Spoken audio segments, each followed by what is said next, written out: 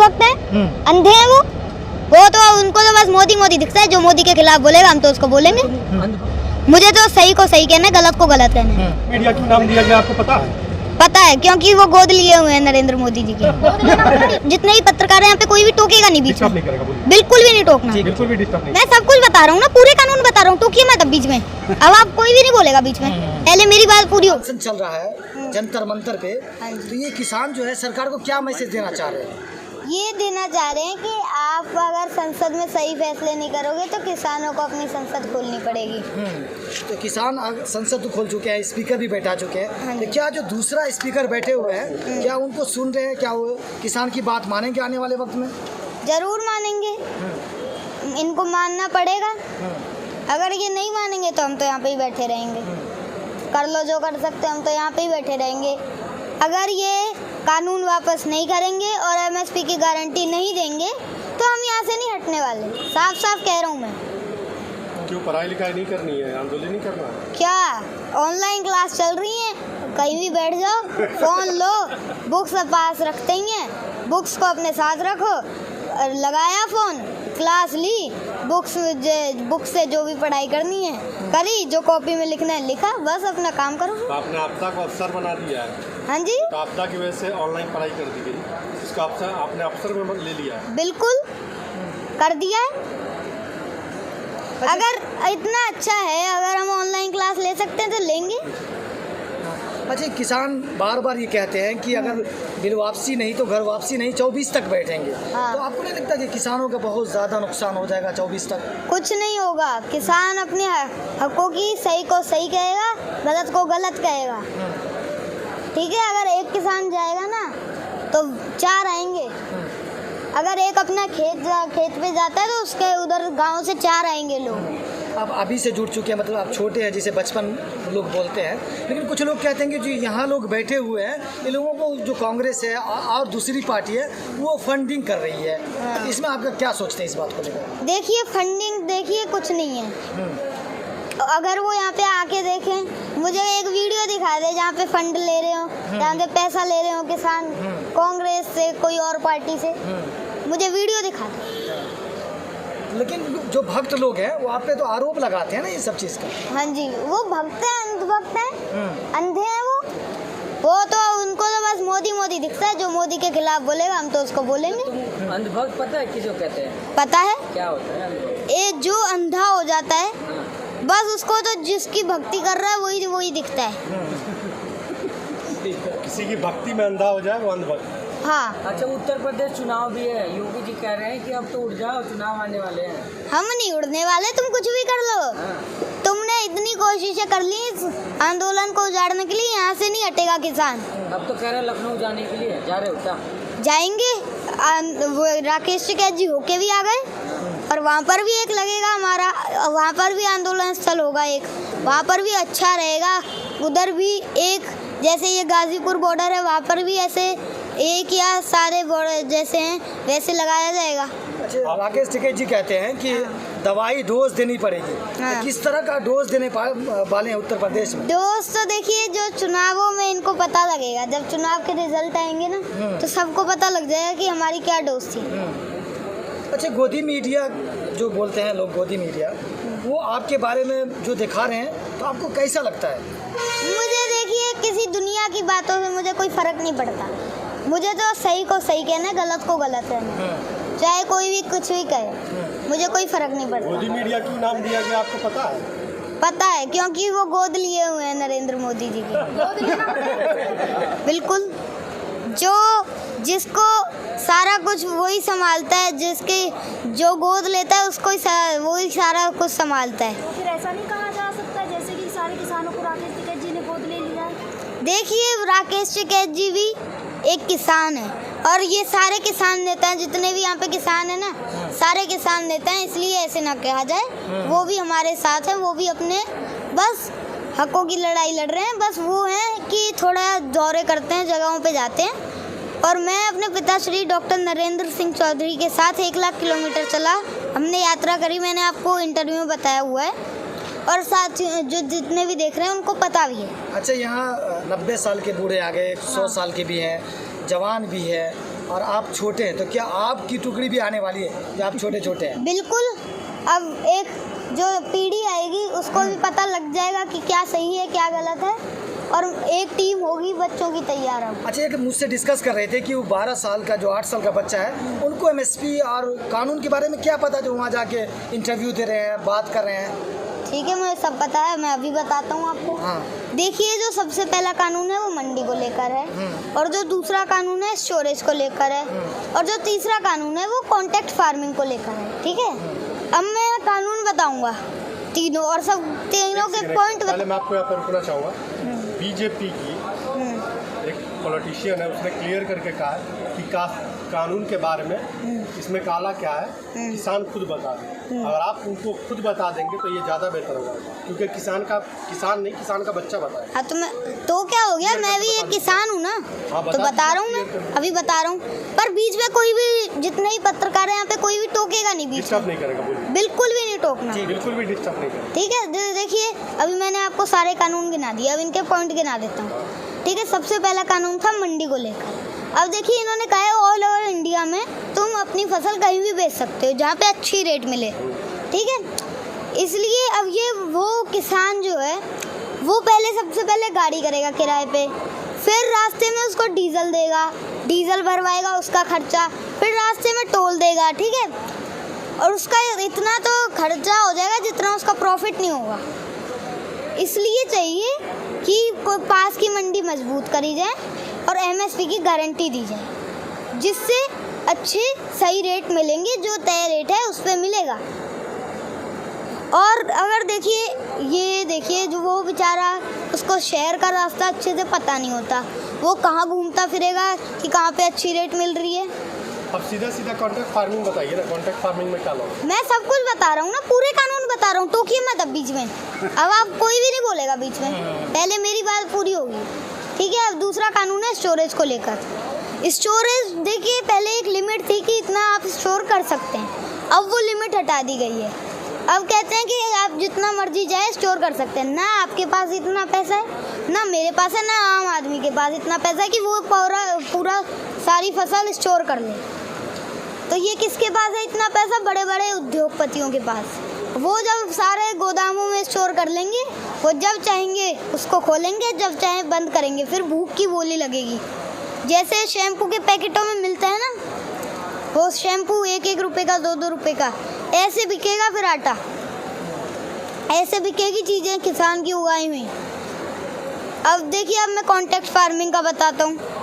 अब जो कंपनी है और एक जैसे किसान है, इन दोनों के बीच में कॉन्ट्रैक्ट होगा एक, और उस जो कागज़ होगा उसमें लिखा होगा कि जो आपकी रेट की, जो फसल की आपकी रेट तय है उस पे आपको मिलेगा, आपकी फसल बेचेंगे उस पे मिलेगा आपको। ठीक है, अब जो किसान कॉन्ट्रैक्ट फार्मिंग नहीं करना चाहता, ठीक है, या तो फिर वो मंडी में भटकता रहेगा कि भाई मुझे कहीं रेट चाहिए मुझे अच्छी।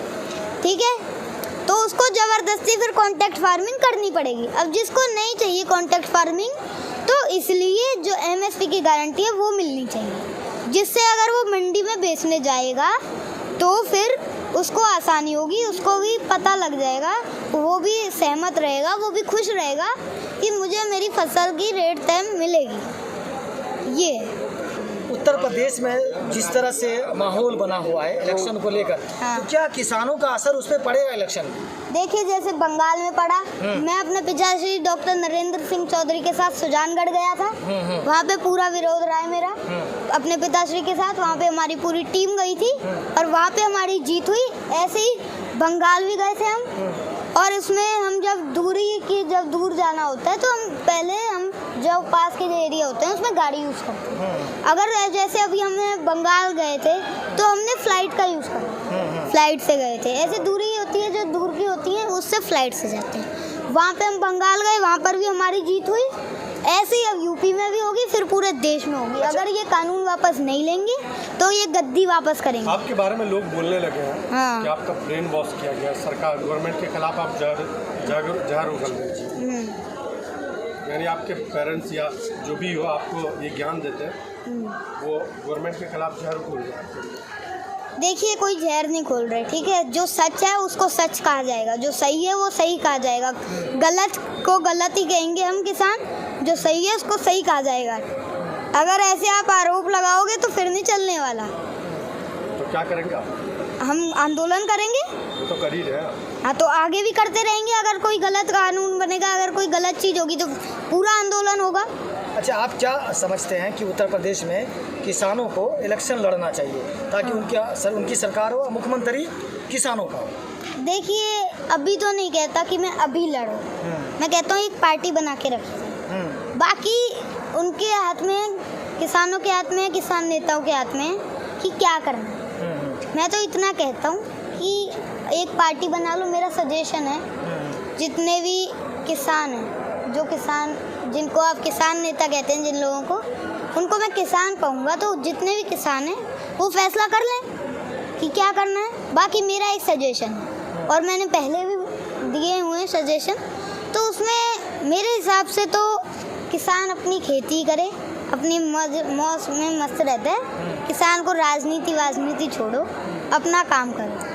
बाकी अगर राजनीति में किसान नहीं आएंगे तो आप ऐसे आंदोलन ही करते रहेंगे ना? करेंगे।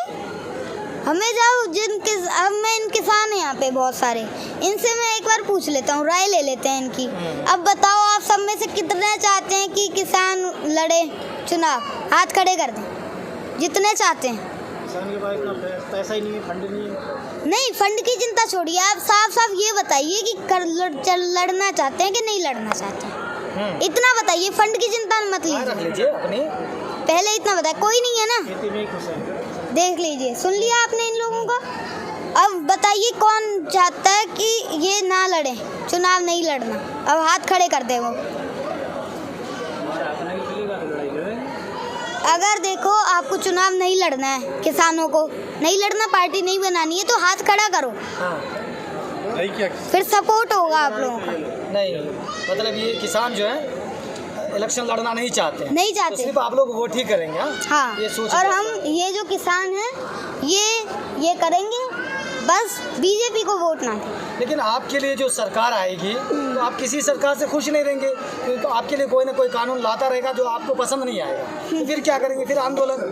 देखिए, जो भी गलत करेगा उसका विरोध तो होगा। अब हमने बीजेपी को इतनी बार लाए हैं, अब कोई नया टेस्ट ले लो, अब कोई नया लाओ। सवाल फिर वही रहेगा। देखिए, नया मैंने आपको पिछले इंटरव्यू में कहा और अब भी कहूँगा और कहता रहूँगा कि भाई ये सारे किसान जो हैं ये फैसला करेंगे, ठीक है। मैं कुछ फैसला ही नहीं कर रहा, मैं साफ साफ कह दिया मैं नहीं करूँगा। अगर किसान फैसला, तो परलोक से नया मंत्री उतर के आएगा क्या? अरे यार, आप देखो, आप एक ही क्वेश्चन पूछते हैं, आप कोई नया क्वेश्चन लाया करो। एक ही क्वेश्चन से बोर हो जाता है यार बंदा, एक ही क्वेश्चन पूछते हैं यार। वही कहूँगा, आपकी बात और राकेश टिकैत जी की बात और बाकी जो किसान है सबकी बात, सवाल जवाब अधूरा रहता है। जवाब कोई अधूरा नहीं है। मैं साफ साफ कह रहा हूँ कि बस आप लोग कहते हैं कि वोट बीजेपी को छोड़ के किसी और को देना है। हाँ। तो देना किसको है भाई? किसी को भी दे दो, बस बीजेपी को वोट ना दो। नोटा में डाले हैं? नोटा में जिसको डालना है डाल दो, नोटा में डाल दो। किसानों के हाथ में किसको डालना है, पर बीजेपी को मत डालना। वो जो 500 किसानों की हत्यारी पार्टी है उसको नहीं डालना, जिसने 500 किसानों की शहीद जो हो गए उनके ऊपर 2 मिनट का मौन नहीं रखा संसद में। जो भी शहीद होता है, कोई भी नेता मरता है, भगवान ना करे कोई नेता मर जाए, ठीक है, उसके लिए मौन रखा जाता है और रखा भी गया संसद में। जो अब चल रही है इसमें रखा भी गया, मैंने खुद देखा, मैं रोज देखता हूँ, इसमें रखा भी गया है। लेकिन जो भक्त तो पर लोग वो हैं, किसानों के लिए क्यों नहीं रखा गया? जो भक्त लोग हैं वो आपको किसान क्यों नहीं मानते? बोलते हैं जो किसान हैं वो खेतों में काम कर रहे हैं, हाँ। आप लोग धरना प्रदर्शन कर रहे हैं, आप किसान ही नहीं है। मतलब नकली किसान है। हाँ, तो क्या कहना चाहते हैं? मवाली, हाँ, इसका मतलब नकली किसान है। हाँ, वो कहना चाहते हैं माओवादी।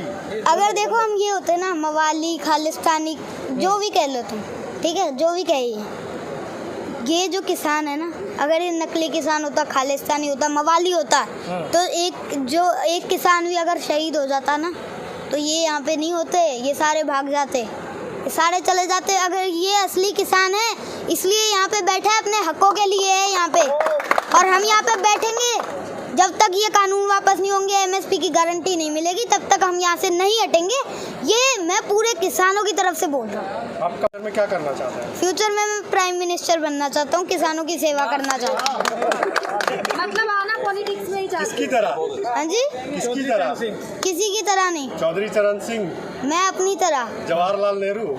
देखिए, मैं जब बनूंगा ना किसान, जब मैं बनूंगा एक प्राइम मिनिस्टर, तो मेरे अंदर वो नहीं आएगा भाई मेरे पास दौलत है, शोहरत है, ये किसान गए भाड़ में। मोदी जी किसानों की बात कर रहे हो? हैं, किसानों का राज चलेगा फिर पूरे देश में। जब भी कोई कानून आएगा, कुछ भी हम लागू करेंगे, तो पहले किसानों से पूछा जाएगा, किसानों की राय ली जाएगी। और जितने भी किसान नहीं है, जो लोग शहरों में रहते हैं, उनसे भी राय ली जाएगी। वोटिंग हुआ करेगी, ठीक है, 2 डब्बे रखे जाएंगे, ठीक है, हर जगह की एक जगह फिक्स होगी, वहाँ पे वो लोगों को वोटिंग करनी होगी। हाँ जी, सबसे पहले क्या करना चाहोगे प्रधानमंत्री? चुनाव लड़ोगे ना? आप कर लो पहले, आप कर लो। एक कर रहे हैं। सबसे पहले क्या करना चाहोगे आप प्रधानमंत्री बनकर? सबसे पहले तो मैं, सबसे पहले देखो, किसानों के लिए जो एक किसानों से कुछ पूछूंगा, किसानों से मैं कहूँगा कि आपको कुछ चाहिए, आपको कोई ऐसी चीज़ है जिसकी कमी पड़ रही है, तो वो मुझे बताया जाए। ये मैं फिर एक लेटर बॉक्स रखवा जाऊँगा हर जो वो होता है गांव, उसके चौराहे पे।